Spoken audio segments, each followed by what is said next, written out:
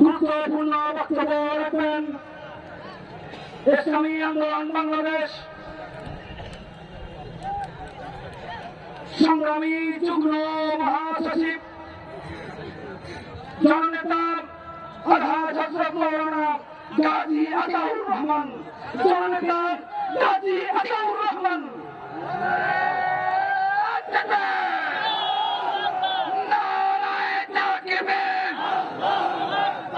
ইসলামী আন্দোলন বাংলাদেশ আসসালামু আলাইকুম ওয়া রাহমাতুল্লাহি ওয়া বারাকাতুহু। নাহমাদুহু ওয়া নুসাল্লি আলা রাসূলিল কারীম, আম্মা বা'দ। ইসলামী আন্দোলন বাংলাদেশ কুড়িগ্রাম জেলা শাখা কর্তৃক আয়োজিত আজকের এই বিশাল গণসমাবেশের সংগ্রামী সভাপতি, আজকের এই গণসমাবেশের প্রধান অতিথি,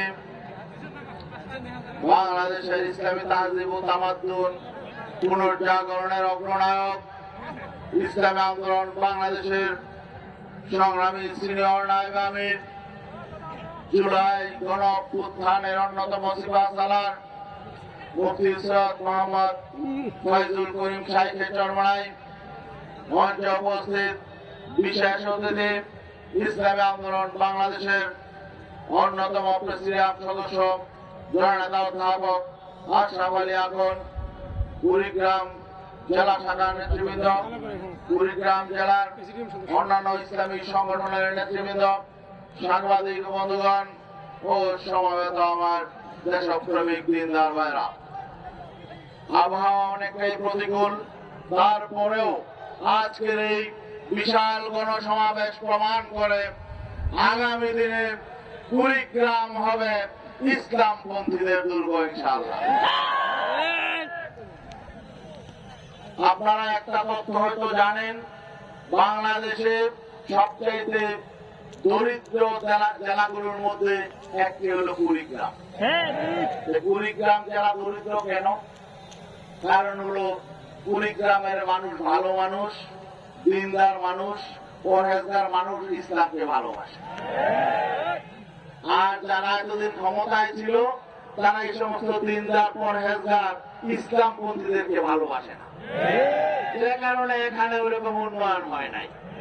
এখন যদি এই কুড়িগ্রামের উন্নয়ন করতে হয় তাহলে ইসলামের পক্ষের শক্তিকে আগামীতে ক্ষমতায় নিতে হবে।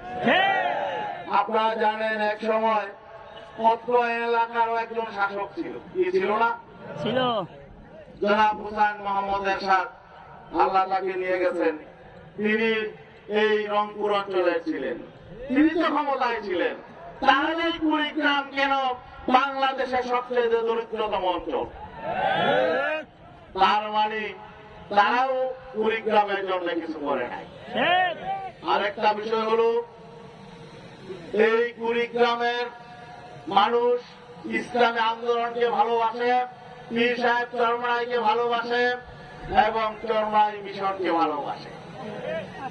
এই জন্য আলহামদুলিল্লাহ আগে থেকে, অনেক আগে থেকে, আজ থেকে 50 বছর আগে থেকে কুড়িগ্রামের মানুষের অন্তরে ইসলামের প্রতি ভালোবাসা অনেক বেশি। ঠিক না? এখন সুযোগ এসেছে এই ভালোবাসার প্রকাশ